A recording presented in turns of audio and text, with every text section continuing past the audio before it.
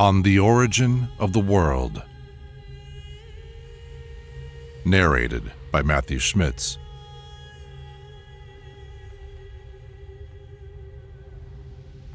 Since everyone, the gods of the world and people, says that nothing existed prior to chaos, I shall demonstrate that they are all mistaken, since they do not know the origin of chaos and its root.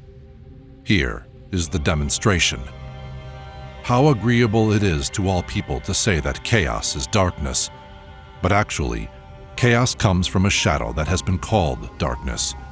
The shadow comes from something existing from the beginning. So it is obvious that something in the beginning existed before chaos came into being, and that chaos came after what was in the beginning. Now, let us consider the facts of the matter, and in particular, what was in the beginning, from which chaos came. In this way, the truth will be clearly demonstrated. After the nature of the immortals was completed out of the Infinite One, then a likeness called Sophia flowed out of Pistus, with the wish that something should come into being like the light that first existed. Immediately, her wish appeared as a heavenly likeness with an incomprehensible greatness. This came between the immortals and those who came into being after them, like what is above. It was a veil separating people from the things above. Now, the eternal realm of truth has no shadow within it, because the immeasurable light is everywhere within it. Outside it, however, is a shadow, and it was called darkness. From it appeared a power over the darkness, and the powers that came into being afterward called the shadow the limitless chaos. From it every kind of deity was brought forth, one after another, along with the whole place. Consequently, the shadow too is subsequent to what was in the beginning. The shadow appeared in the abyss, which is derived from Pistus, whom we have mentioned. The shadow perceived that there was one stronger than it. It was jealous, and when it became self-impregnated, it immediately bore envy. Since that day, the principle of envy has appeared in all of the aeons and their worlds. But envy was found to be an aborted fetus without any spirit in it. It became like the shadows in a great watery substance. Then the bitter wrath that came into being from the shadow was cast into a region of chaos. Since that day, a watery substance has appeared. What was enclosed in the shadow flowed forth, appearing in chaos. Just as all the useless afterbirth of one who bears a little child falls, likewise, the matter that came into being from the shadow was cast aside. Matter did not come out of chaos, but it was in chaos, existing in a part of it. Now, after these things happened, Pistus came and appeared over the matter of chaos, which was cast off like an aborted fetus, since there was no spirit in it. For all of that is a boundless darkness and water of unfathomable depth. And when Pistus saw what came into being from her deficiency, she was disturbed. And the disturbance appeared as something frightful, and it fled to her in the chaos. She turned to it and breathed into its face in the abyss, which is beneath all of the heavens. Now, when Pistus Sophia wanted to cause the thing that had no spirit to be formed into a likeness and rule over matter and over all its powers, a ruler first appeared out of the waters, lion-like in appearance, androgynous, with great authority within himself, but ignorant of whence he came into being. When Pistus Sophia saw him moving in the depth of the waters, she said to him, "Youth, pass over here," which is interpreted as yaldabaoth. Since that day, the first principle of the word that referred to the gods and angels and people has appeared. And the gods and angels and people constitute that which came into being by means of the word. Moreover, the ruler, Yaldabaoth, is ignorant of the power of Pistus. He did not see her face, but he saw in the water the likeness that spoke with him. And from that voice he called himself Yaldabaoth. But the perfect ones call him Ariel, because he was like a lion. And after he came to possess authority over matter, Pistus Sophia withdrew up to her light. When the ruler saw his greatness, he saw only himself. He saw nothing else except water and darkness. Then he thought that he alone existed. His thought was made complete by means of the word, and it appeared as a spirit moving to and fro over the waters. And when that spirit appeared, the ruler separated the watery substance to one region and the dry substance to another region. From matter he created a dwelling place for himself and called it heaven. And from matter the ruler created a footstool and called it earth. Afterward, the ruler thought, according to his nature, and he created an androgynous being by means of the word. He opened his mouth and cooed to him. When his eyes were opened, he saw his father and said to him, "Yee." So his father called him Yao. Again he created the second son and cooed to him. He opened his eyes and said to his father,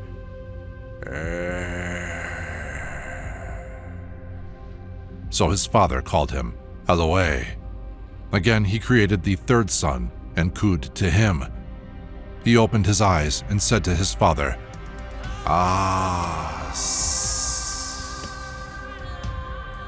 So his father called him Astapheos. These are the three sons of their father. 7 appeared in chaos as androgynous beings. They have their masculine name and their feminine name. The feminine name of Yaldabaoth is forethought, Sabaoth, which is the weak. His son is called Yao, and his feminine name is lordship. Sabaoth's feminine name is divinity. Adonaios's feminine name is kingship. Eloeus's feminine name is envy. Oreos's feminine name is wealth. Astapheos's feminine name is Sophia. These are the 7 powers of the 7 heavens of chaos, and they came into being as androgynous beings according to the immortal pattern that existed before them and in accord with the will of Pistus, so that the likeness of what existed from the first might rule until the end. You will find the function of these names and the power of the males in the archangelic book of Moses the prophet, but the feminine names are in the first book of Norea. Now, since the chief creator, Yaldabaoth, had great authority, he created for each of his sons, by means of the word, beautiful heavens as dwelling places, and for each heaven great glories, 7 times exquisite. Each one has within his heaven thrones, dwelling places, and temples, as well as chariots and spiritual virgins and their glories, looking up to an invisible realm, and also armies of divine, lordly, angelic, and archangelic powers, myriads without number, in order to serve. The report concerning these you will find accurately in the first account of Norea. Now, they were completed in this way up to the 6th heaven, the one belonging to Sophia, and the heaven and its earth were disrupted by the troublemaker, who was beneath all of them. The 6 heavens trembled, for the power of chaos knew who it was who disturbed the heaven beneath them. And when Pistus knew of the harm caused by the troublemaker, she blew her breath, and she bound him and cast him down to Tartaros. Since that day, the heaven has been consolidated along with its earth by means of Sophia, the daughter of Yaldabaoth, who is beneath them all. After the heavens and their powers and all of their government set themselves aright, the chief creator exalted himself and was glorified by the whole army of angels, and all the gods and their angels gave him praise and glory. And he rejoiced in his heart, and he boasted continually, saying to them, "I do not need anything. I am God, and there is no other God but me." But when he said these things, he sinned against all of the immortal imperishable ones, and they kept their eyes on him. Moreover, when Pistus saw the impiety of the chief ruler, she was angry. Without being seen, she said, "You're wrong, Samael." That is, blind God. An enlightened immortal human exists before you and will appear within your fashioned bodies. The human will trample upon you as potter's clay is trampled, and you will go forth with those who are yours down to your mother, the abyss. For in the consummation of your works, all of the deficiency that appeared in the truth will be dissolved. It will cease, and it will be like something that never existed. After Pistus said these things, she revealed the likeness of her greatness in the waters, and so she withdrew up to her light. When Sabaoth, the son of Yaldabaoth, heard the voice of Pistus, he worshipped her. He condemned his father and mother on account of the word of Pistus. He glorified her because she informed them of an immortal human and the light of the human. Then Pistus Sophia stretched forth her finger and poured upon him light from her light for a condemnation of his father. When Sabaoth received light, he received great authority against all the powers of chaos. Since that day, he has been called the Lord of the Powers. He hated his father, the darkness, and his mother, the abyss. He loathed his sister, the thought of the chief creator, the one who moves to and fro over the water. On account of his light, all of the authorities of chaos were jealous of him, and when they were disturbed, they made a great war in the seven heavens. Then, when Pistus Sophia saw the war, she sent 7 archangels from her light to Sabaoth. They snatched him away up to the 7th heaven. They took their stand before him as servants. Furthermore, she sent him 3 other archangels and established the kingdom for him above everyone, so that he might dwell above the 12 gods of chaos. When Sabaoth received the place of rest because of his repentance, Pistus also gave him her daughter, Zoe, with great authority, so that she might inform him about everything that exists in the 8th heaven. And since he had authority, he first created a dwelling place for himself. It is huge, magnificent, 7 times as great as all those that exist in the 7 heavens. Then in front of his dwelling place, he created a great throne on a chariot with 4 faces called cherubim.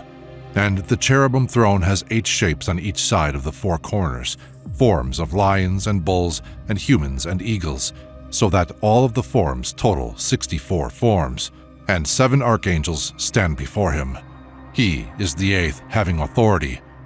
All of the forms total 72. For from this chariot, the 72 gods took shape. They took shape so that they might rule over the 72 languages of the nations. And by that throne, he created other dragon-shaped angels called seraphim, who glorify him continually. Afterward, he created an angelic assembly. Thousands, myriads without number belonged to it, that was like the assembly in the 8th heaven. And the firstborn called Israel, that is, the one who sees God, and also another called Jesus Christ, who is like the Savior above in the 8th heaven, and who sits at his right upon an excellent throne. But at his left, the Virgin of the Holy Spirit sits upon a throne praising him, and the 7 virgins stand before her with 30 lyres and harps and trumpets in their hands, glorifying him.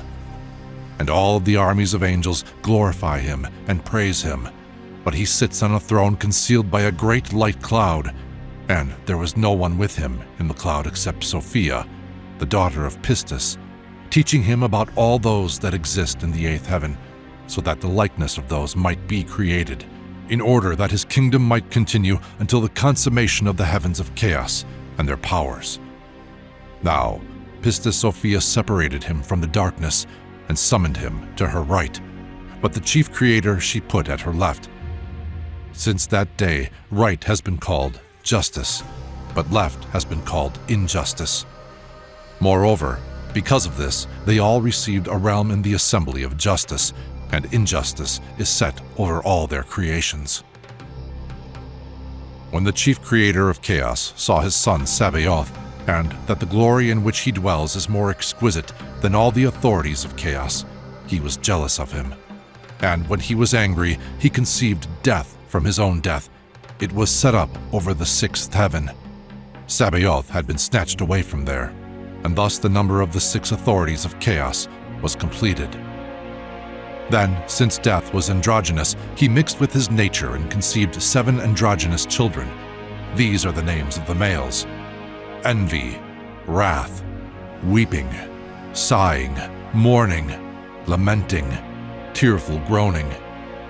And these are the names of the females: wrath, grief, lust, sighing, cursing, bitterness, quarrelsomeness. They had intercourse with one another, and each one conceived 7, so that the children total 49 androgynous demons.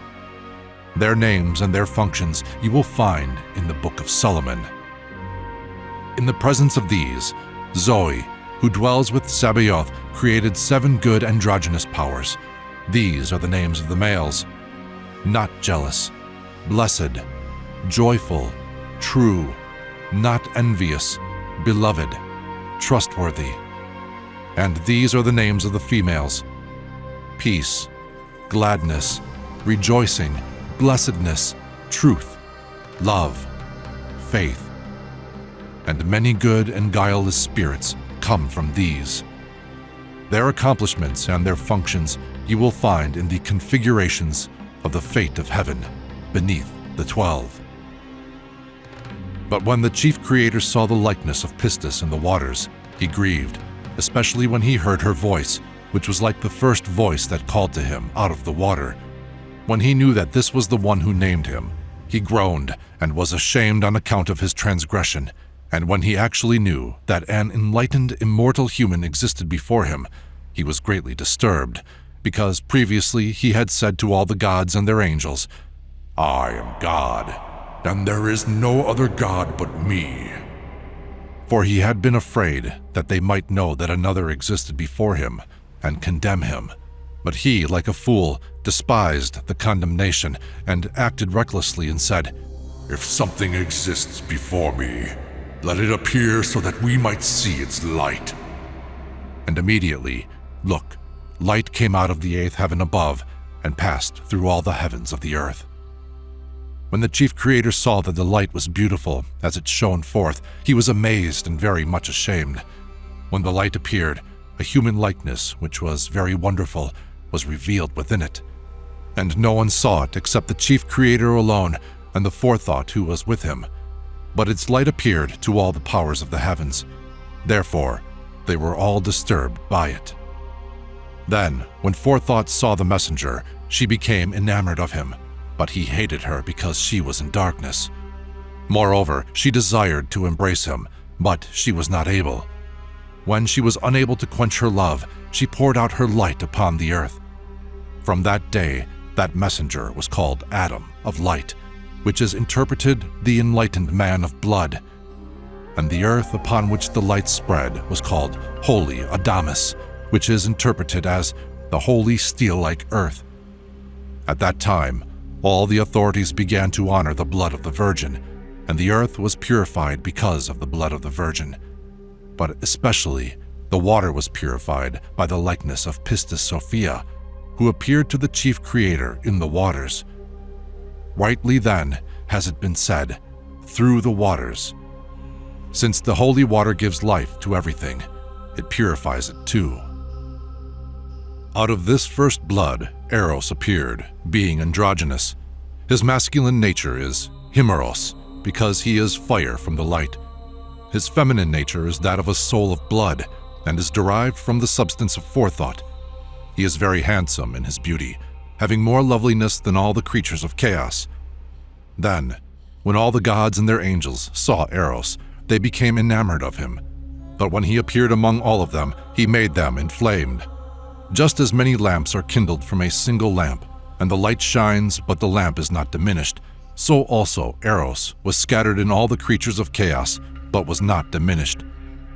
Just as Eros appeared out of the midpoint between light and darkness, and in the midst of the angels and people the intercourse of Eros was consummated, so too the first sensual pleasure sprouted upon the earth. The woman followed the earth, and marriage followed the woman, and reproduction followed marriage, and death followed reproduction. After Eros, the grapevine sprouted up from the blood that was shed upon the earth. Therefore, those who drink the vine acquire the desire for intercourse. After the grapevine, a fig tree and a pomegranate tree sprouted up from the earth together with the rest of the trees, according to their kind, their seed deriving from the seed of the authorities and their angels. Then Justice created the beautiful paradise. It is outside the circuit of the moon and the circuit of the sun in the luxuriant earth, which is in the east in the midst of stones. And Desire is in the midst of trees, since they are beautiful and appealing. And the tree of immortal life, as it was revealed by the will of God, is in the north of paradise, to give life to the immortal saints, who will come out of the fashioned bodies of poverty in the consummation of the age. Now, the color of the tree of life is like the sun, and its branches are beautiful. Its leaves are like those of the cypress, and its fruit is like clusters of white grapes. Its height rises up to heaven, and next to it is the tree of knowledge, possessing the power of God. Its glory is like the moon, shining forth brilliantly, and its branches are beautiful. Its leaves are like fig leaves, and its fruit is like good, delicious dates. And this tree is in the north of paradise to raise up the souls from the stupor of the demons, so they might come to the tree of life and eat its fruit and condemn the authorities and their angels. This effect of the tree is described in the Holy Book as follows. You are the tree of knowledge, which is in paradise, from which the first man ate, and which opened his mind, so that he loved his female partner and condemned other alien likenesses and loathed them. Now, after this, there sprouted up the olive tree, which was to purify kings and chief priests of justice, who will appear in the last days. The olive tree appeared in the light of the first Adam, for the sake of the anointing that they will receive.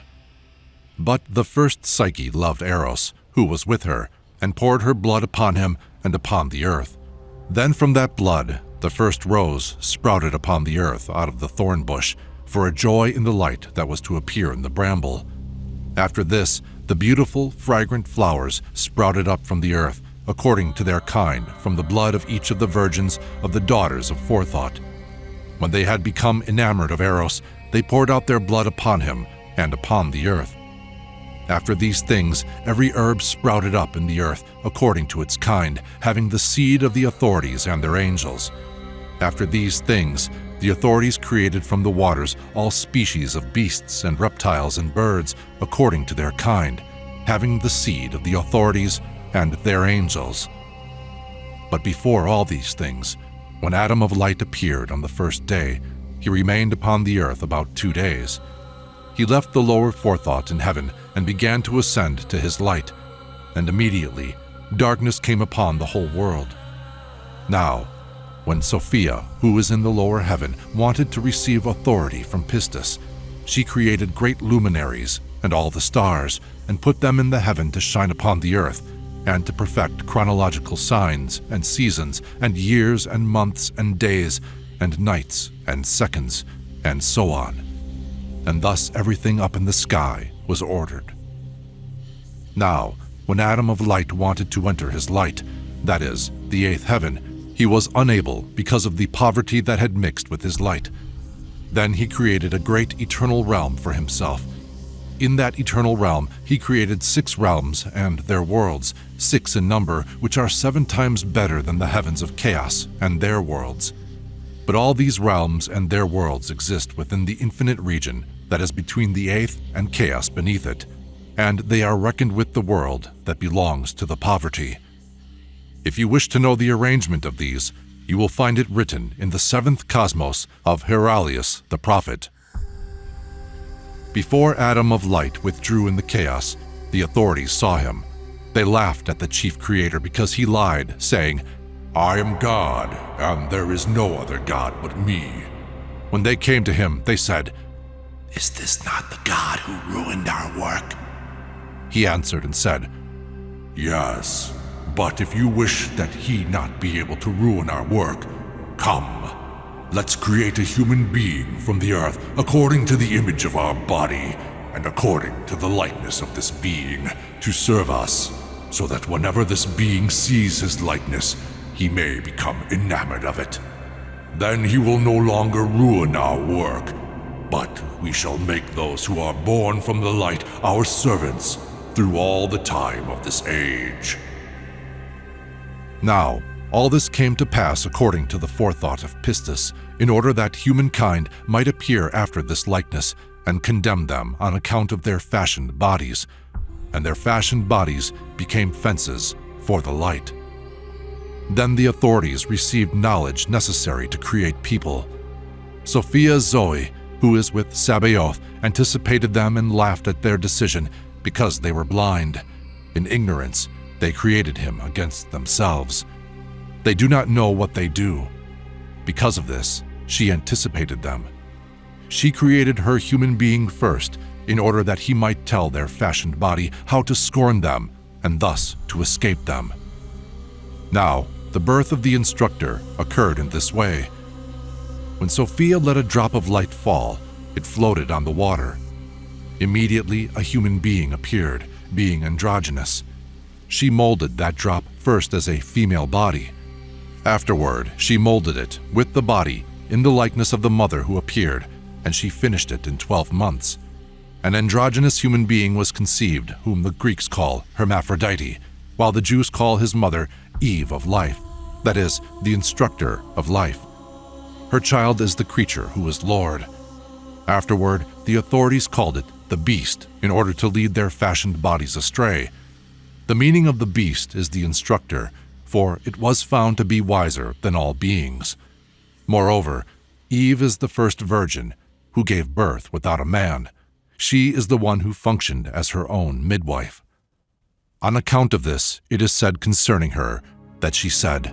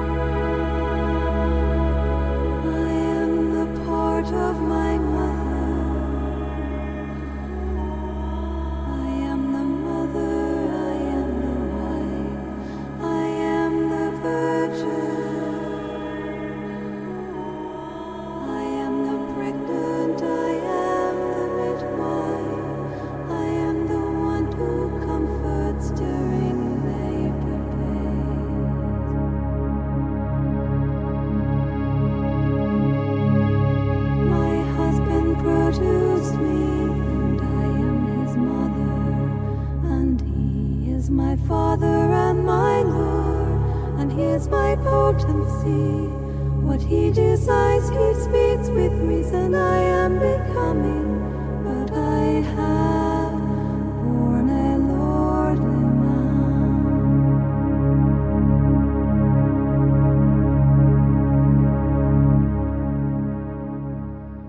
Now these things were revealed by the will of Sabaoth and his Christ to the souls who will come to the fashioned bodies of the authorities. Concerning these, the holy voice said, "Multiply and flourish to rule over all the creatures." And these are the ones who are taken captive by the chief creator according to their destinies, and thus they were locked in the prisons of the fashioned bodies until the consummation of the age. At that time, the chief creator then expressed his opinion about humankind to those who were with him. Then each of them cast his seed into the midst of the navel of the earth.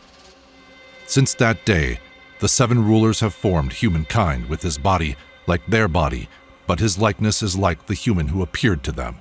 His fashioned body came into being one part at a time, and their chief created the brain and nervous system.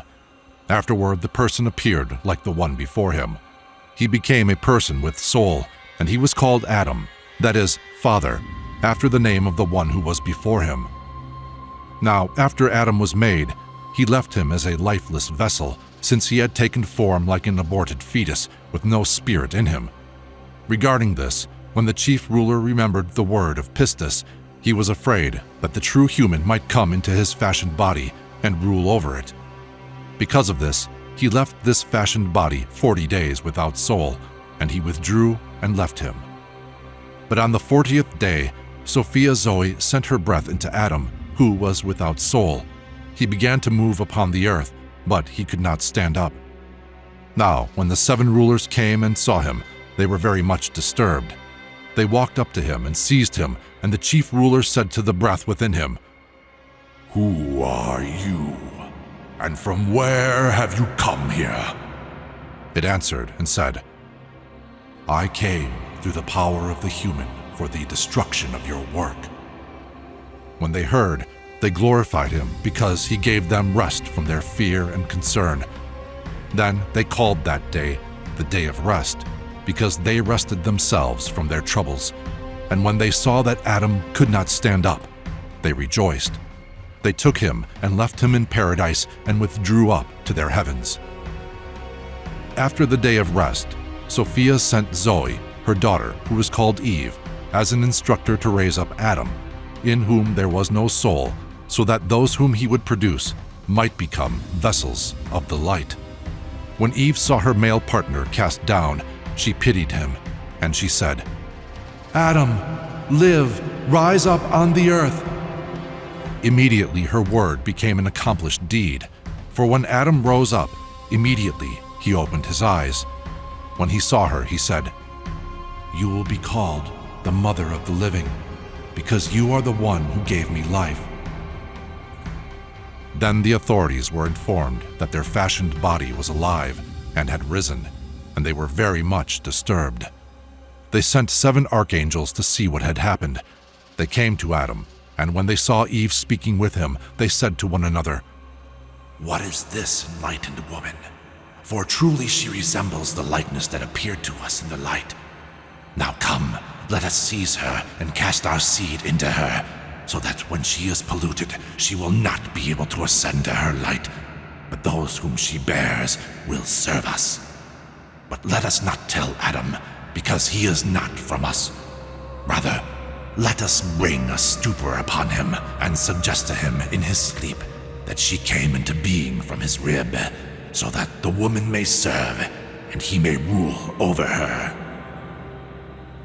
Then Eve, since she existed as a power, laughed at their false intention.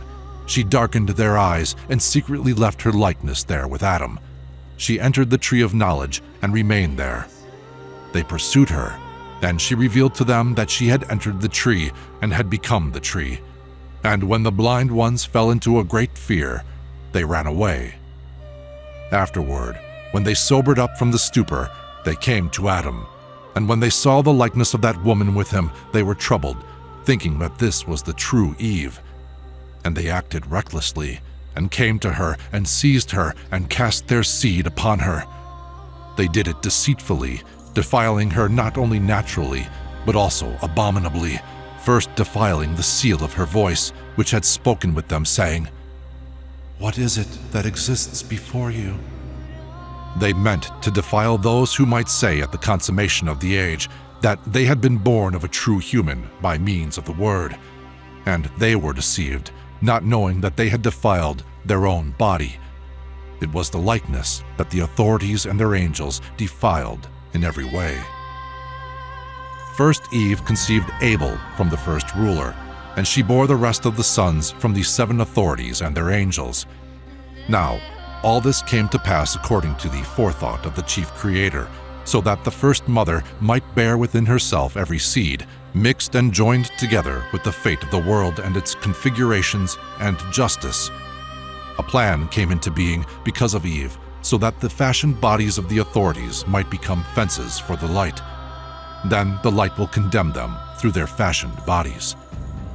The first Adam of light is spiritual and appeared on the first day.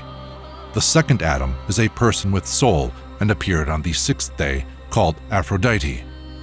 The third Adam is earthly, that is, a man of law who appeared on the 8th day, after the rest of poverty, which is called Sunday. Now the progeny of the earthly Adam multiplied, and was completed and produced within itself all the technical skill of the Adam with soul, but all were in ignorance. Next, let me continue. When the rulers saw him and the woman who was with him erring in ignorance like beasts, they rejoiced greatly. When they learned that an immortal human was not going to pass them by, but that they would even have to fear the woman who had turned into a tree, they were troubled and said, "Is this, perhaps, the true human? who blinded us and taught us about this defiled woman who is like him, that we might be conquered?" Then the seven took counsel. They came to Adam and Eve timidly, and they said to him, "The fruit of every tree created for you in paradise may be eaten, but beware, don't eat from the tree of knowledge. If you do eat, you will die." After they gave them a great fright, they withdrew up to their authorities. Then came the one who was wiser than all creatures, who was called the Beast. When he saw the likeness of their mother Eve, he said to her, "What is it that God said to you? Don't eat from the tree of knowledge?" She said, "He said not only don't eat from it, but also don't touch it lest you die." He said to her, "Don't be afraid. You certainly shall not die, for he knows that when you eat from it, your mind will be sobered, and you will become like gods, knowing the difference between evil and good people. For he said this to you because he is jealous, so that you would not eat from it." Now, Eve believed the words of the instructor. She looked at the tree and saw that it was beautiful and appealing, and she desired it. She took some of its fruit and ate, and she gave to her husband also, and he ate too. Then their minds opened, for when they ate, the light of knowledge shone for them. When they put on shame, they knew that they were naked with regard to knowledge. When they sobered up, they saw that they were naked, and they became enamored of one another. When they saw that their makers had beastly forms, they loathed them. They understood a great deal. Then when the rulers knew that Adam and Eve had transgressed their commandment, they entered paradise and came to Adam and Eve in an earthquake and a great threat to see the result of the help that was given. Then Adam and Eve were very much disturbed and hid under the trees in paradise. The rulers did not know where they were and said, "Adam, where are you?" He said, "I am here, but because of fear of you, I hid after I became ashamed." But they said to him in ignorance, "Who is the one who spoke to you of the shame that you put on, unless you ate from the tree?" He said, "The woman whom you gave me, she is the one who gave to me, and I ate." Then they turned to that woman. "What is this you have done?" She answered and said, "The instructor is the one who incited me, and I ate." Then the rulers came to the instructor. Their eyes were blinded by him, so they were not able to do anything to him. They merely cursed him, since they were powerless.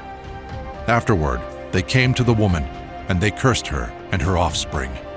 And after the woman, they cursed Adam and the earth and the fruit because of him. And everything that they created, they cursed. There is no blessing from them.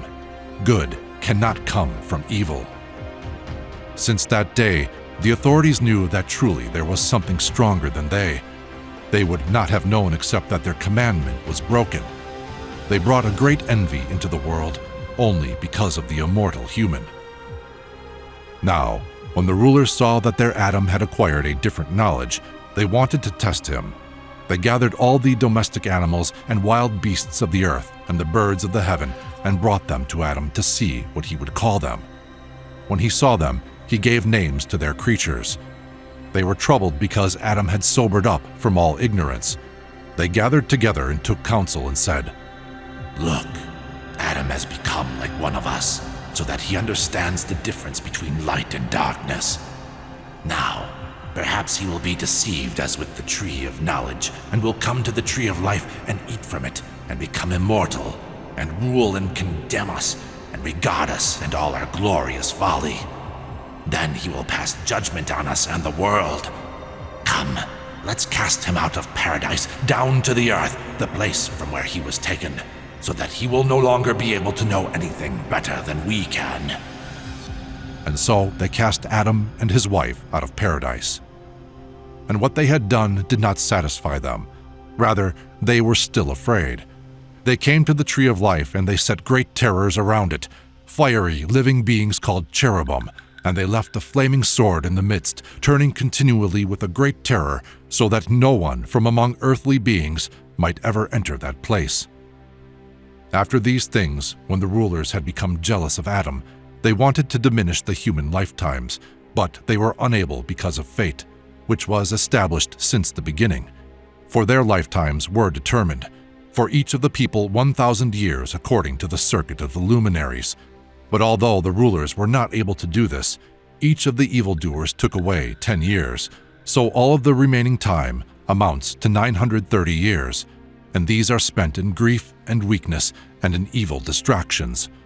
Thus, life has gone from that day until the consummation of the age. Then when Sophia Zoe saw that the rulers of darkness cursed her companions, she was angry, and when she came out of the first heaven with every power, she chased the rulers from their heavens, and she cast them down to the sinful world, that they might dwell there as evil demons upon the earth. She sent the bird that was in paradise, so that, until the consummation of the age, it might spend the 1,000 years in the ruler's world, a vital living being with soul called the Phoenix, which kills itself and reanimates itself for a witness to their judgment, because they dealt unjustly with Adam and his race.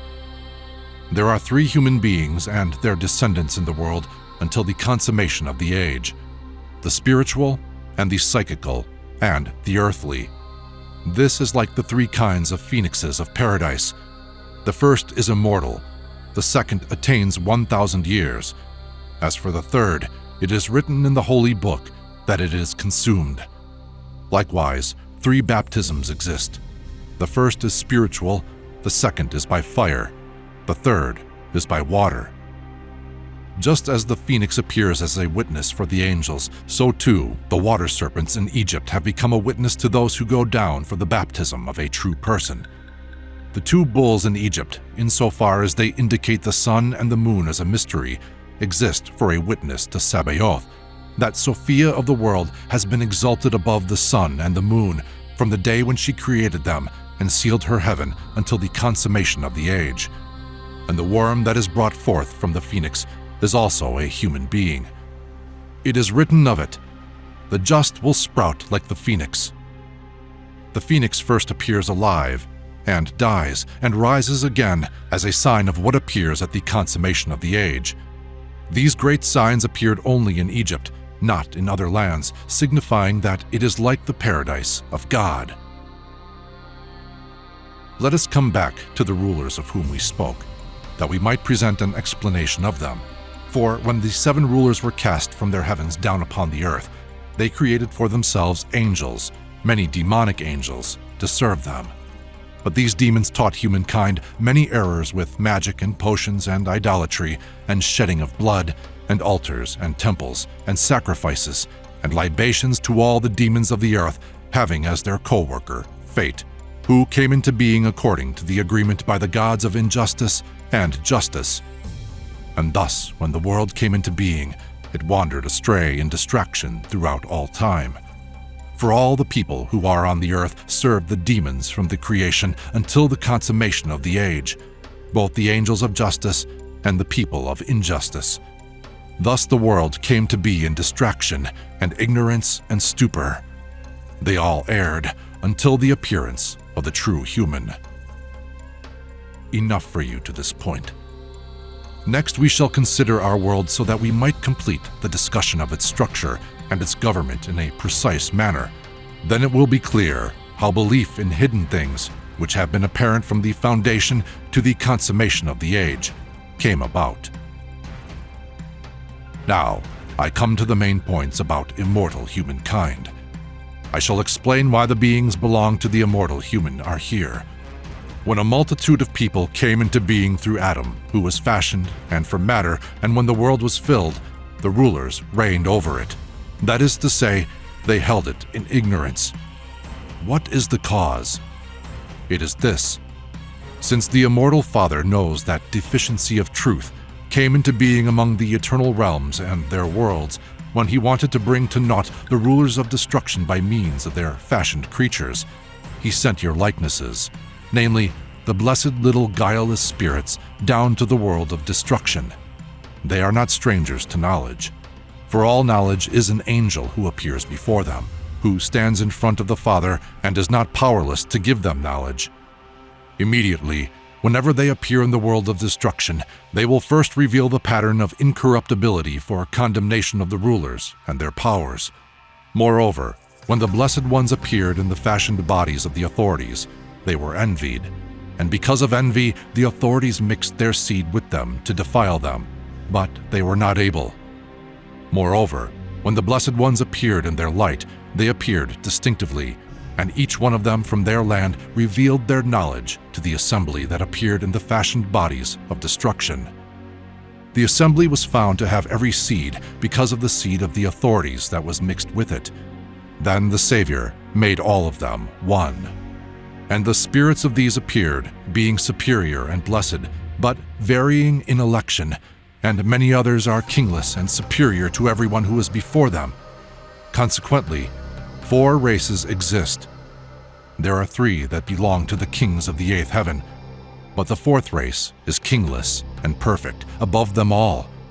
For these will enter into the holy place of their Father, and they will reside in rest and eternal ineffable glory and ceaseless joy. They are already kings, immortal within the mortal realm. They will pass judgment on the gods of chaos and their powers.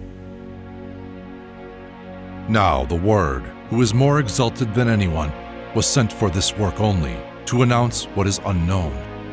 He said, "There is nothing hidden that will not appear, and what was unknown will be known." Now these were sent so they might reveal what is hidden and expose the 7 authorities of chaos and their impiety, and they were condemned to be killed.